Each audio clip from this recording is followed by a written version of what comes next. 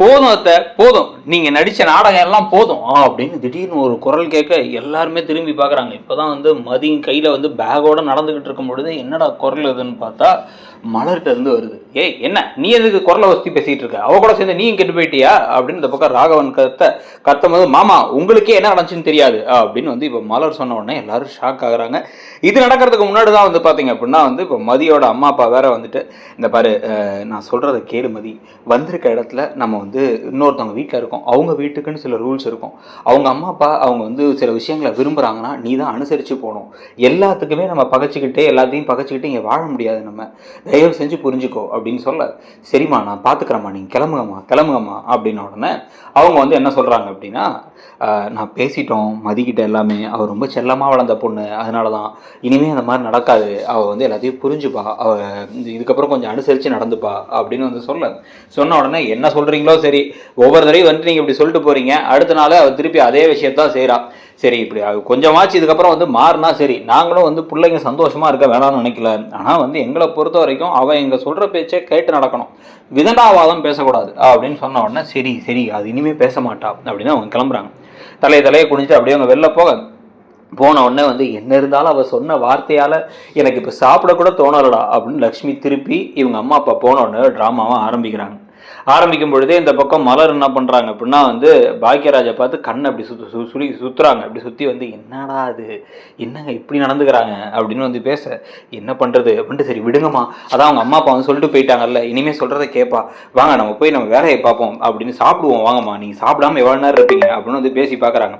பேசி பார்த்தாலுமே ஒரு மாதிரி திருன்னு இப்போ முடிச்சுக்கிட்டே தான் உட்காந்துருக்காங்க. இப்போ வந்து இவங்க ரெண்டு பேருமே யாருன்னா ராகவனும் லக்ஷ்மியும் உட்காந்துக்கிட்டு அவங்க என்ன பண்ணுறாங்க அப்படின்னா வந்து ராகவன் வந்து எனக்கு சாப்பிடவே தோணலை அப்படின்னு ஒரு பேசிக்கிட்டு இருக்கும் போதே அவ்வளோ பேசினா இப்போ அவங்க அம்மா அப்பா வந்து பேசிட்டு போனாங்கிறா, ஆனால் ஒரு வார்த்தை தாம் பேசினது தப்புன்னு அவ வாயிலேருந்து வரல பார்த்தியா அப்படின்னு சொல்லிட்டு அப்படியே வெற்றி புன்னகையோட ஒரு பார்வை பார்க்குறாங்க மதியம் அப்படியே பார்த்துட்டே இருக்க, ஆமாம் கரெக்டு தான், ஒரு மன்னிப்பு கேட்கணும்னு கூட தோணல, என்னதான் வளர்த்தாங்களோ அப்படின்னு திருப்பி ராகவன் அந்த வளர்ப்புங்கிற வார்த்தையை பேச வர டக்குன்னு கையை ஓங்குறாங்க மதி கையோங்கிறத பார்த்த உடனே டக்குன்னு என்ன பண்ணுறாங்க அப்படின்னா வந்து மலர் வந்து பிடிச்சி ஒரு நிமிஷம் உள்ளவா அப்படின்னு கூப்பிட்டு போயிட்டு தயவு செஞ்சு நான் சொல்கிறத கேளு, இந்த பிரச்சனை இதுக்கு மேலே வளர்க்க விரும்பாத, இப்போ தான் வந்து உங்கள் அம்மா அப்பா வந்துட்டு பேசிட்டு போயிருக்காங்க, இவங்க இதை சும்மா விட மாட்டாங்க, கண்டிப்பாக தேவையில்லாமல் பேசுவாங்க, உன் மன நிம்மதிக்காகவாச்சு இவங்க கிட்ட சண்டை போட்டு என்ன ஆக போகுது, ஒரு சாரி தானே, சரி தெரியாமல் பேசுகிறேன் இனி பேச மாட்டேன்னு சொல்லிட்டு விட்டுரு அப்படின்னா நான் ஏன் சாரி கேட்கணும், நான் எந்த தப்பும் பண்ணலையே அப்படின்னு திருப்பி மதி வந்து கேட்குறாங்க. கேட்ட உடனே வந்து இந்த பாரு நான் சொல்கிறத கேளு, நான் இவங்க கூட இருந்ததை வச்சு சொல்கிறேன், இவங்களுக்கு தேவை அவங்க ஜெயிச்சிட்டாங்கன்னா அவங்களுக்கு தோணணும், அவ்வளோதான், நீ போயிட்டு ஒரு மன்னிப்பை மட்டும் கேட்டால் அது முடிஞ்சிருச்சு அப்படின்ன உடனே இப்படி மன்னிப்பு கேட்டு தான்க்கா நீங்கள் எந்த இடத்துல இருக்கீங்க அப்படின்ட்டு வேகமாக வெளில வந்துட்டு எல்லாத்தையும் பார்த்து நான் எந்த தப்பும் பண்ணலை, நான் மன்னிப்பு கேட்க முடியாது, எங்கள் அம்மா அப்பா வந்தாங்க, எங்கள் அம்மா அப்பா பேசினாங்க, நீங்கள் அவங்களை கிளம்புங்கன்ட்டேன், ஏன்னா அவங்கள கூப்பிடாதீங்கன்னு சொல்ல கேட்காம அவங்கள கூப்பிட்டு வந்தீங்க, அதுக்காக மட்டும் தான் நான் அதை பண்ணேன், இதை தவிர எனக்கு உங்கள் கிட்டக்க பேசுறதுக்கோ மன்னிப்பு கேட்கறதுக்கோ எந்த விஷயமும் இல்லை அப்படின்னு சொல்லும் போதே ஏய் நிறுத்து அப்படின்ட்டு வந்து எங்கள் அம்மாவை தேவையில்லாத வார்த்தைகளை பேசி கஷ்டப்படுத்தியிருக்க, காயப்படுத்தியிருக்க, என்னென்னவோ விஷயத்தெல்லாம் சொல்லியிருக்க, அவங்க அவ்வளோ வருத்தப்பட்டு நிற்கிறாங்கன்னா அதுக்கெல்லாம் காரணமே வந்து நீ தான், இவ்வளோத்துக்கும் மேலே இப்போ மன்னிப்பு கூட கேட்க முடியாதுன்னா என்ன அர்த்தம், மன்னிப்பு இப்போ கேட்க முடியுமா முடியாதா அப்படின்னு கேட்க, நான் மன்னிப்பு கேட்க முடியாதுங்கிறதா சொல்லிட்டேனே அப்படின்னு இப்போ வந்து மதியும் சொல்கிறாங்க. இப்போ மன்னிப்பு கேட்கலன்னா நீங்கள் வீட்டிலே இருக்க முடியாது அப்படின்னு மதி அப்படியே அமைதியாக இருக்காங்க, பார்த்துட்டே இருக்காங்க, கெத்தாக அவங்க பார்த்துட்டே இருக்க, என்ன பார்த்துக்கிட்டு இருக்க அப்படின்னு வேகமாக எந்திரிச்சதும் சுரேஷ் கையை பிடிச்சி தரதரன்னு இருக்கு. இந்த பக்கம் வந்து மலரும் பாக்கியராஜும் வந்து போய் மாறி வந்து தயவு செஞ்சு வேணான்னு சொல்லிக்கிட்டே இருக்காங்க. இந்த பக்கம் மலர் ஓடி போய் வந்து திருப்பி ராகவன் லட்சுமி டீம் பேசுறாங்க, அத்தை மாமா வெளில போறாங்கிறா, இவரும் வெளில போய் துரத்துறேங்கிறாங்க, தேவையில்லாம பிரச்சனை வரும், சொல்லுங்க நீங்க சொன்னா கேட்பாங்க அப்படிங்கும் போது லட்சுமி வேணும்னு முறைச்சிக்கிட்டு போறதுனா போகட்டும், அவ்வளவு திமிர் இருக்கா அவளுக்கு, மன்னிப்பு கேட்க மாட்டாளா தப்பு பண்ணிட்டு அப்படின்னு வந்து பேசிக்கிட்டு இருக்கும் பொழுதே வந்து சுரேஷ் என்ன பண்றாரு, பிடிச்சி அவங்கள தள்ளுறாரு வெளில. தள்ளினோன்னா அவங்க திரும்பி டக்குன்னு என்ன சொல்றாங்கன்னா, பாருங்க இந்த வீட்டில் இருக்கணும்னு எனக்கு ஒன்றும் அவசியமும் இல்லை, நான் வீட்டை விட்டு போகணுமா, நான் வீட்டை விட்டு கிளம்புறேன், ஆனால் வந்து போய் என் பேக் எடுத்து கிளம்புறேன், நான் பேக் எடுக்காமலாம் கிளம்ப முடியாது அப்படின்னு வந்து அவங்க பேசிட்டு வேகமாக போய் ஒரு பேக்கை எடுத்துட்டு அவங்க வெளில வந்தோடனே வந்து அப்படி அவ்வளோ திமிராயிடுச்சு அவனுக்கு, வெளில போகிற அளவுக்கு போனால் திருப்பி இந்த வீட்டுக்குள்ள நுழைய முடியாதுங்கிறாரு சுரேஷ். உடனே வந்து நான் நுழையணும்னு சொல்லவே இல்லையே, நான் என்ன இந்த கல்யாணத்தை விரும்பியா பண்ணிட்டேன் அப்படின்னு வேற சொல்லிட்டு அவங்க வேகமாக கிளம்பும் போது அம்மா அப்பா ஒரு பெரியவங்களை தப்பா பேசிட்டு அவங்கள காயப்படுத்திட்டு வார்த்தையை விட்டுட்டு இப்போ மன்னிப்பு கேட்க முடியாதுன்னு சொன்னா போ அப்படின்னு சுரேஷும் பேச, போதும் அத்தை நிறுத்து, இந்த நாடகத்தை நிறுத்துங்க அப்படின்னு ஒரு சவுண்டு கேட்குது. திரும்பி பார்த்தா மலர் இப்போ நின்றுட்டு இருக்காங்க. மலர் நின்றுட்டு இருந்தோடனே வந்து என்ன நீயும் கத்துற அப்படின்னு ஆரம்பத்தை சொன்ன மாதிரியே கேட்ட உடனே இப்போ இங்கே நடக்கிறதெல்லாம் நியாயம் நினைக்கிறீங்களா?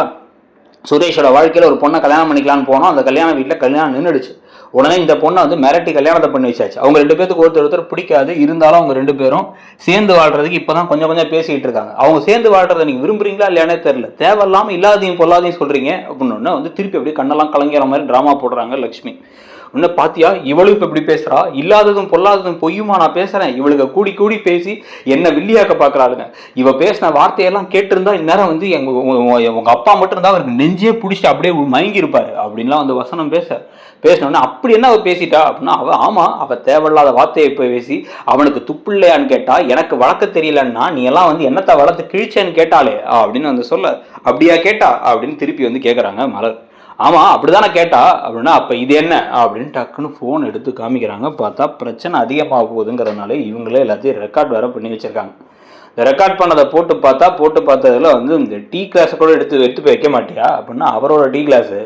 அப்படின்னா அவர் டீ கிளாஸை நீ எடுத்து வைக்கணும், நீ தான் எடுத்து வைக்கணும் அப்படின்ட்டு மலர் எடுத்து வைக்கிறேன்னு சொன்னதுக்கு போது வேணான்னு சொன்னது, இவங்க தேவையில்லாமல் பேசினது, மதியோட அப்பா அம்மாவை பற்றி பேசினது, மதியோட அம்மாவை பற்றி வளர்ப்பை பேசினதெல்லாம் அதில் இருக்குது. ஒன்று பேசுனது அப்படியே கேட்க இப்படி லக்ஷ்மி முடிக்கிறாங்க. நான் பாருங்க,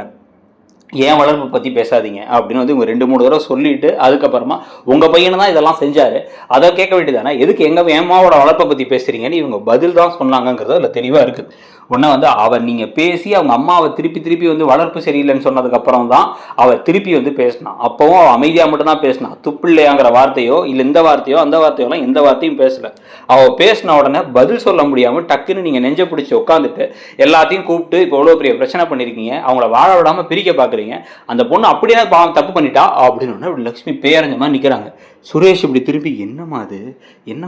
என்கிட்ட வேற மாதிரி சொன்னீங்க, அந்த மாதிரிலாம் அவள் பேசவே இல்லையம்மா ரெக்கார்டிங்கில் அப்படின்னு கேட்க, டேய் வார்த்தைனா கொஞ்சம் கூட குறை பேசாண்டா சொல்லதாண்டா செய்வோம், ஆனால் வந்து அவள் பேசின விதத்தை பத்தால பேசுகிறோம், அவள் எப்படி பேசலாம் அப்படின்னு வந்து இந்த பக்கம் திருப்பி வந்து ராகவனும்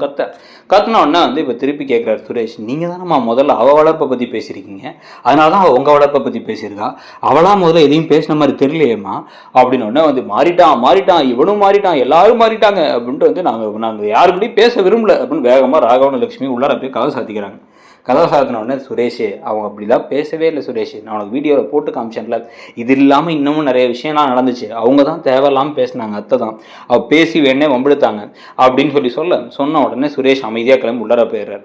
மதி நீ தயவு செஞ்சு எங்கேயும் போக வேணாம், வா உள்ள அப்படின்னு மலர் உள்ளார கூப்பிட்டு போக உடனே, ஏன்க்கா நீங்கள் தேவையில்லாமல் என்னால் வந்து பகைச்சிக்கிறீங்க அவங்கள அப்படின்னு வந்து இப்போ மதி கேட்ட உடனே, பரவாயில்ல நீ சொன்னது தான், எத்தனை நாள் நானும் குட்டை குடிஞ்சுக்கிட்டே இருப்பேன் அப்படின்னு வந்து இப்போ மலரும் சொல்லி